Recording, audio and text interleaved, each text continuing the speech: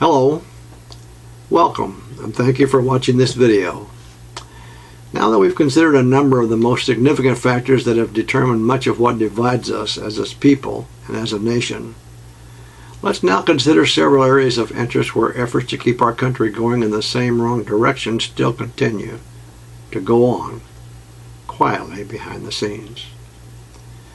These things, when properly considered, will help us to understand the reasons why all of what I have described here is still happening.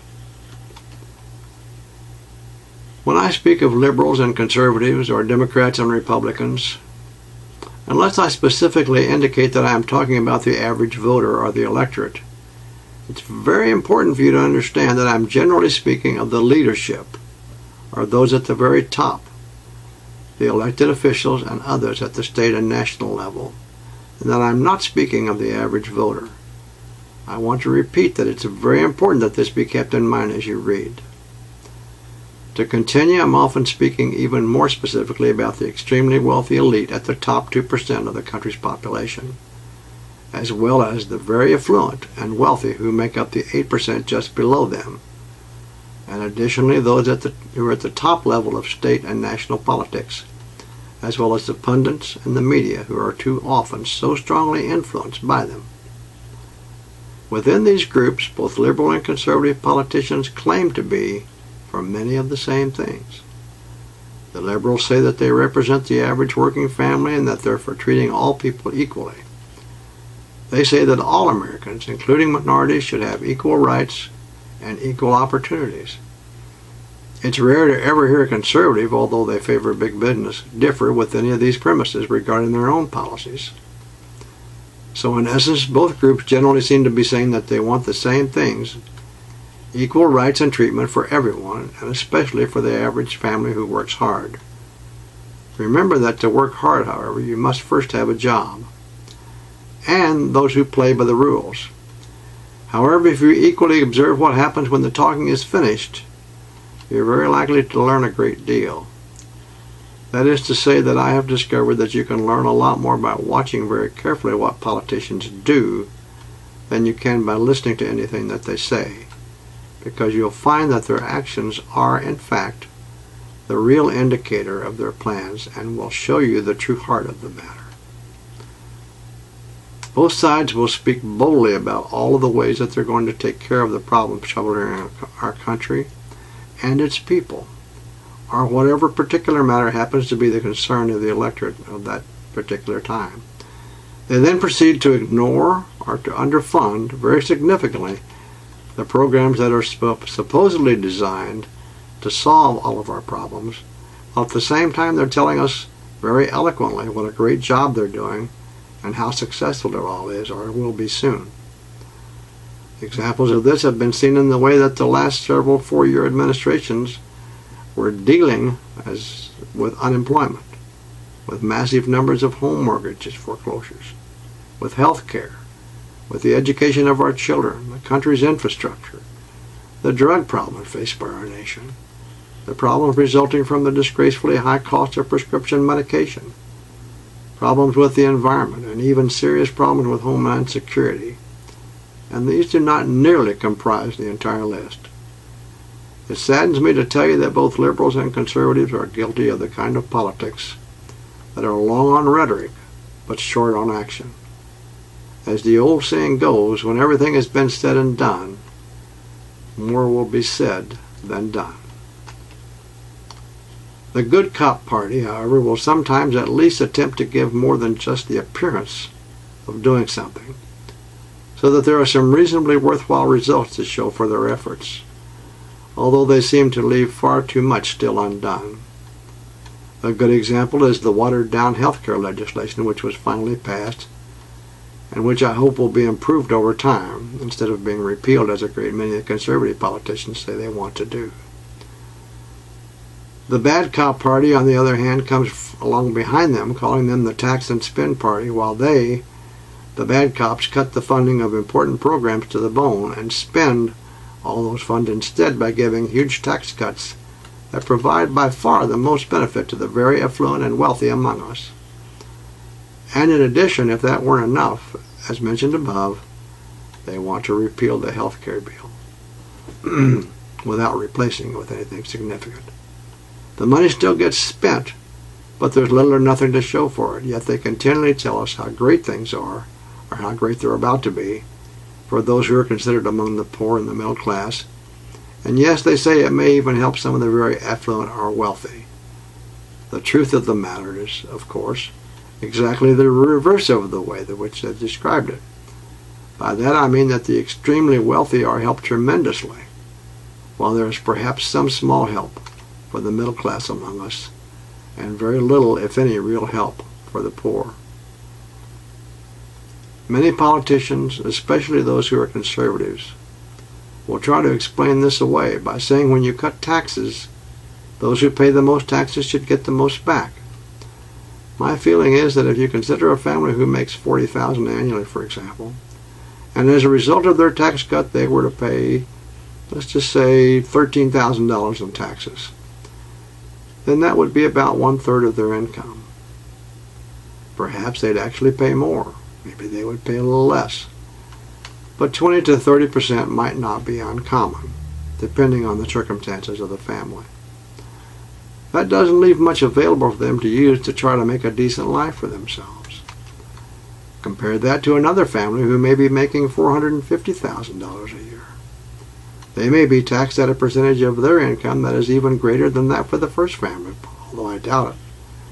I'm not certain what the exact rate would be, but even if it were as much as 50%, it would leave them only $225,000 to live on and try to make a decent life for themselves. I repeat, it would leave them only $225,000 to live on and try to make a decent life for themselves. Even a child can see the inequity and such a difference in the amount each family would have left to purchase the necessities of life. Furthermore, if the family with the greater income made their money by capital gains, money made from the stock market or other investments, they would, by law, pay a far smaller percentage of their income in taxes than the lower income family would pay on their income if they earned it through their labor. Obviously, this does not constitute fairness, nor is it a level playing field.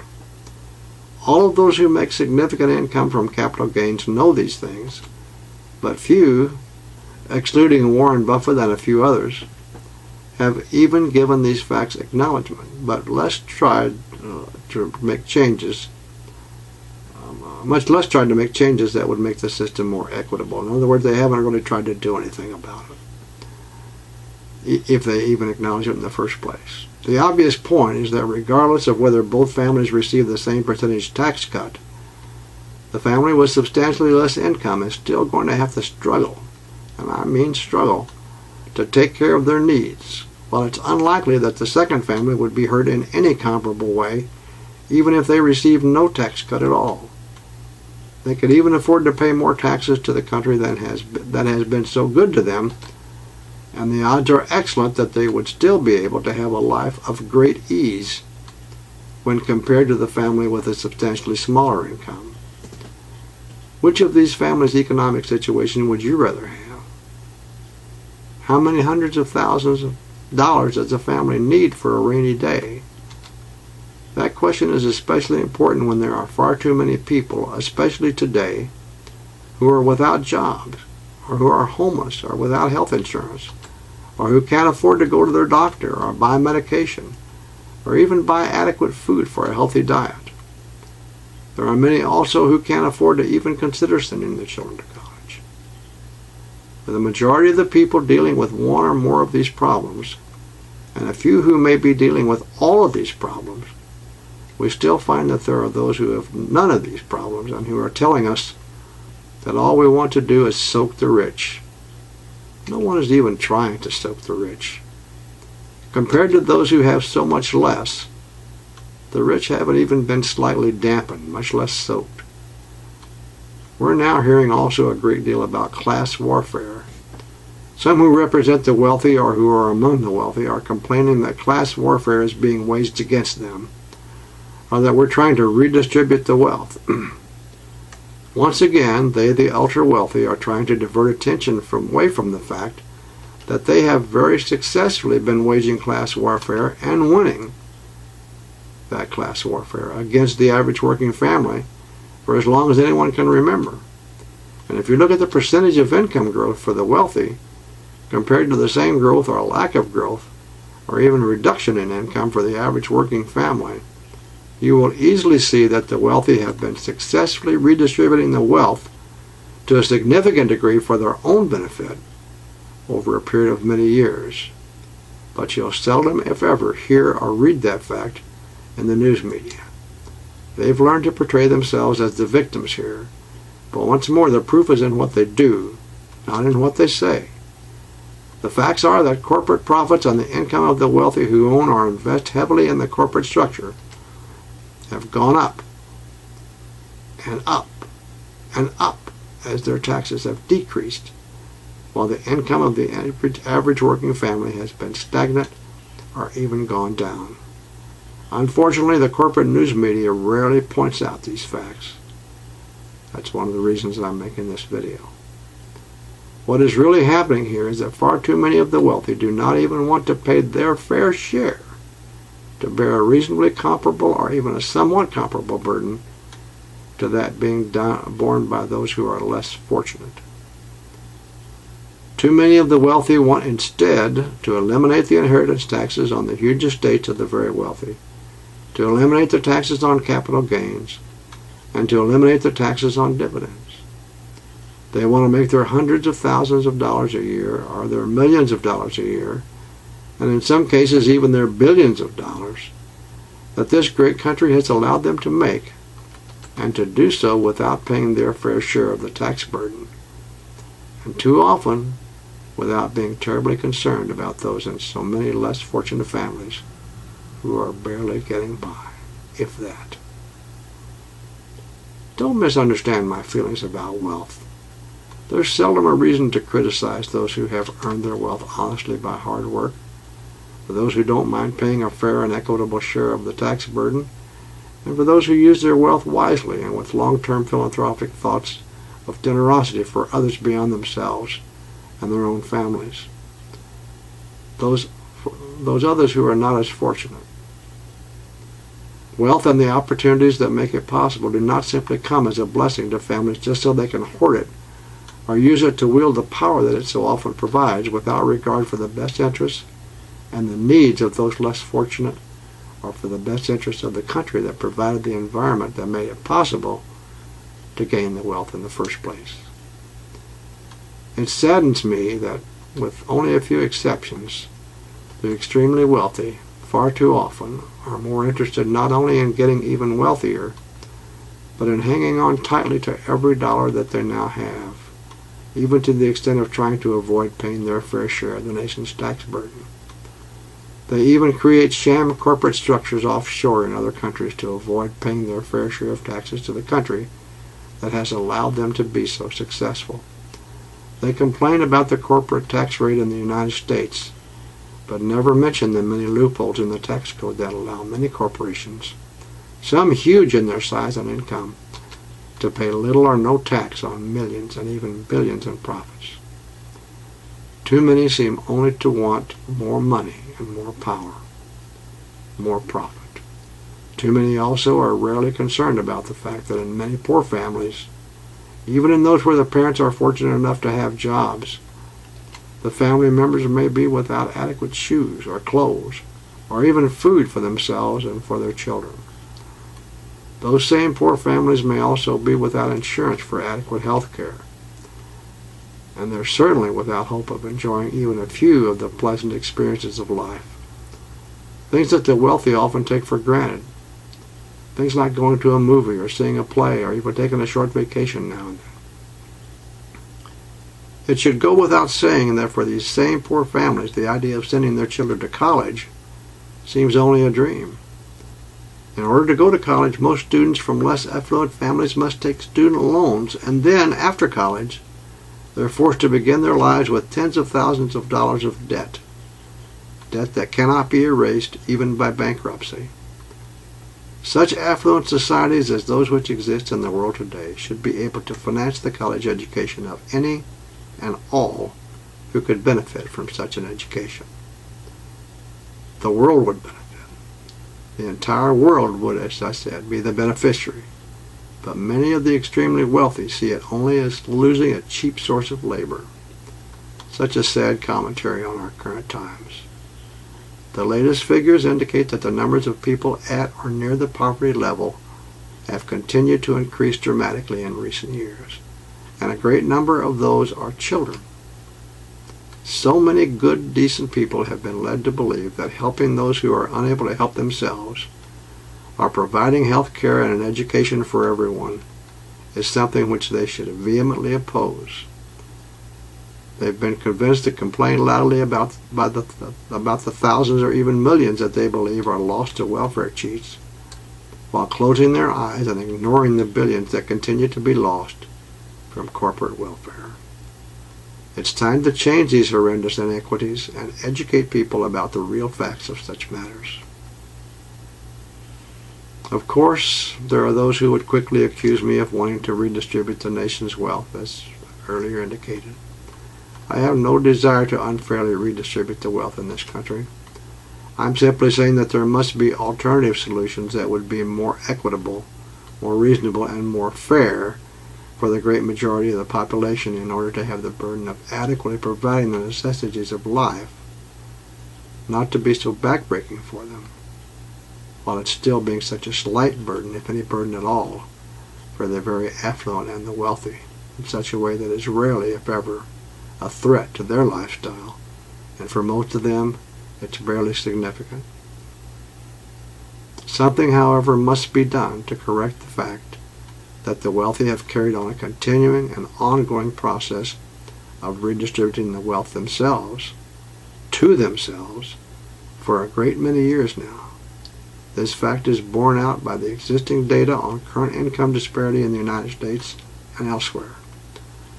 Where is the outcry from the media, or even from the people, about this great injustice? Nevertheless, we see too many of those in power, or who are still with great influence, continually misrepresenting the facts, and many of them, those who make up the very wealthy, have, in the past, done their best to make it appear and to make us all believe that they are the victims, and that the family with the lower income is getting the best deal. I'm really serious. They have really tried in the past to make us believe that the family with the lower income is getting the best deal, or at least in the tax breaks as at least as good a deal in the tax breaks as the wealthy family. You may ask why they do these things in such an underhanded fashion. One answer is that they know that it would be much easier to pass the laws to reduce taxes for themselves if they make it appear that the average family will really be helped by their small rebate. And so they appeal to the average voter's sense of need to get any few dollars of help that they can, to cause them to vote for getting the laws passed that will cut taxes so bountifully for the wealthy. They don't tell you that they'll later take it all back and more by higher prices to working families for groceries, gasoline, natural gas, and heating oil, just to name a few. The price of gasoline has risen to more than $4 per gallon in the United States on more than one occasion, and natural gas has at times in the past gone up by about 48%. When have you ever received a 48% raise in salary? That's still another story, because these drastic increases in prices have been brought about by greedy speculators, and not simply by supply and demand, as you've been told. Laws must be passed to stop this ruthless speculation that makes fortunes for the wealthy and creates unbearable cost and expense for the average working family. Another less obvious answer regarding why the laws in this society are so very subtly structured by the wealthy and their politicians for the benefit of the wealthy and not for the benefit of working families is that they know that it's politically suicide to say that they don't want everyone else's children to be as educated as their own, or to say that they don't want everyone to have a job with a fair living wage because it takes away cheap labor, or to say that they don't want everyone to have adequate health insurance, especially if some of the cost has to come out of their own very deep pockets.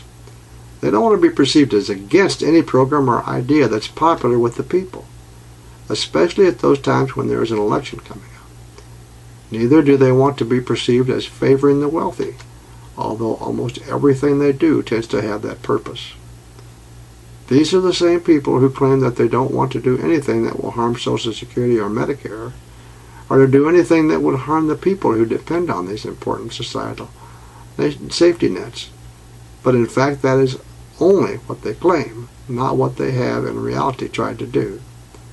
They know that in the past, Social Security and Medicare have been the so-called third rail of politics. But they also know that if they give a large percentage of the available funds to the wealthiest of the population as tax reductions, or spend it in the military budget, or give it as a bailout to the bankers, then before too long, especially with the baby boom generation approaching retirement age, they will simply be able to say, as they do today, gee, there isn't enough money available to continue to fund the Social Security program and Medicare.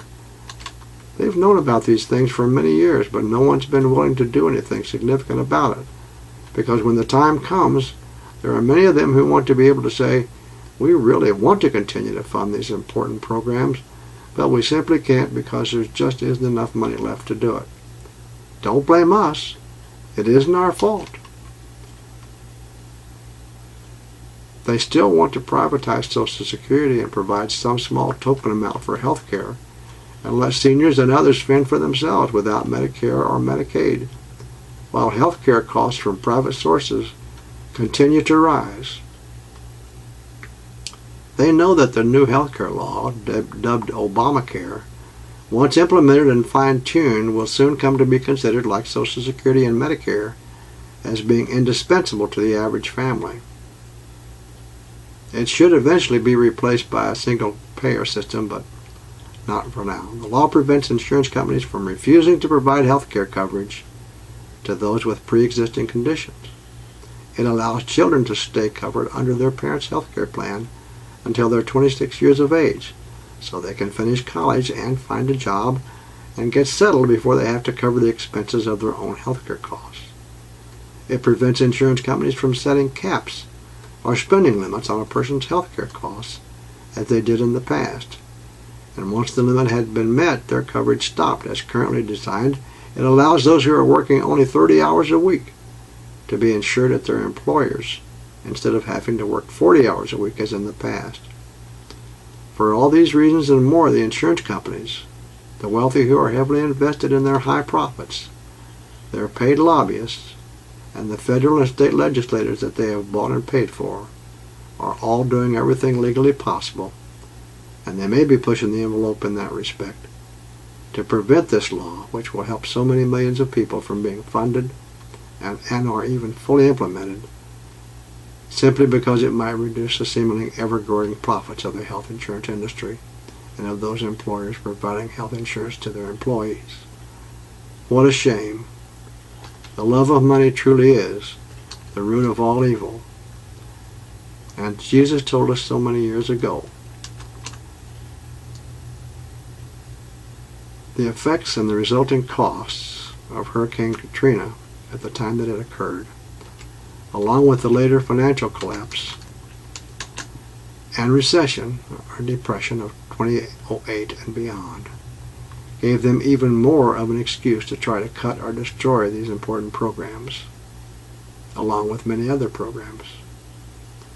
A staunch backer of the very wealthy, a man called Grover Norquist, who is the founder and president of an organization called Americans for Tax Reform, has been quoted as saying, "The goal is to starve the beast," meaning our government, with trillions of dollars in deficits resulting from trillions of dollars in tax cuts and wars, until the United States government is so anemic and so anorexic that it can be quietly drowned in the bathtub. The result, of course, would be no taxes at all for those who earn so very much, and no government regulation that might cost them a few dollars of profit. In addition, they want states' rights, so a weak federal government will have no power to tax or regulate them for fairness in business practice, to make them adhere to rights and safety for employees, or to help employees to be paid a decent living wage for their labor. They can then go to live and or do business in whatever state has the most favorable tax laws for themselves. They additionally want laws regarding business to be favorable to them, especially regarding business regulation, taxes, and labor laws. To carry it a bit further, as I mentioned previously when discussing taxes, perhaps they would even like it better if there were no federal government at all. Just 50 separate countries instead of states, and each state could pass their own laws, fix their own Katrina problems, and wage their own individual wars, even against each other. What a ridiculous notion. It would be everyone for themselves, with the rich and powerful having everything, and the rest of us having nothing except whatever crumbs they decide to throw to us. Is that the kind of country you want to live in? Neither do I. But I do have an important question. Why are so many of you still voting for these people, or for the candidates that they put forth? Again, your reaction is likely to be, why would they for any reason want to do such a thing? The answer is simple. It's for the same reasons that when they were in power politically, they made every attempt to be doing something to help the job situation. But it kept getting worse, even though they kept telling us how great things were. Haven't you ever wondered in the past why before the economy tanked at the end of the George W. Bush administration, that on those rare occasions when the number of jobless went down, the stock market would often fall? One would think that such an event would have been good news. Today, of course, with the economy doing poorly, improvement in the jobless numbers has caused for an uptick in stock prices. That hasn't always been the case. In fact, it's moving in the old direction again. Money, or even more so profit, is the god before whose altar so many of these people bow down daily and worship. Once again, is that the kind of country you want? And if so, why? And why are you still voting for the conservative politicians and others who implement or even try to implement policies that encourage and embrace such worship of the almighty dollar? You need to be aware of the fact that past history shows us that regardless of the rhetoric about jobs, inclusiveness, liberty, fairness, and freedom that is put forth by conservative candidates who run as members of the Republican Party, when these people are elected and become a majority in Congress and control the executive branch, the legislation that results is usually unrelated to the promises made during the candidates' rhetoric. The legislation instead revolves around achieving the goals of the ultra-wealthy conservatives who control or greatly influence the leadership of the Republican Party. Those goals include but are not limited to deficit ballooning tax cuts designed to give the most benefit to the wealthy, the beginning of policy programs whose costs are not covered by increased revenue, and thereby additionally increasing the budget deficit, suppression of voter rights on the pretense of avoiding non-existent voter fraud, opposition to marriage equality, opposition to comprehensive immigration reform, deregulation that gives big business the message that anything goes, repealing reproductive and contraceptive rights for women, repealing the minimum wage or keeping it at levels too low to be livable, and lower wages in general for the average working person. All of this while dismantling the social safety nets for the American people. These include Social Security, Medicare, Medicaid, the Affordable Care Act, unemployment compensation, and food stamps, to name just a few. I want to thank you for watching. I know we've covered a lot, and I hope and trust that you're beginning to have your eyes open more than before. I invite you to continue to watch the videos in this series. Thank you again.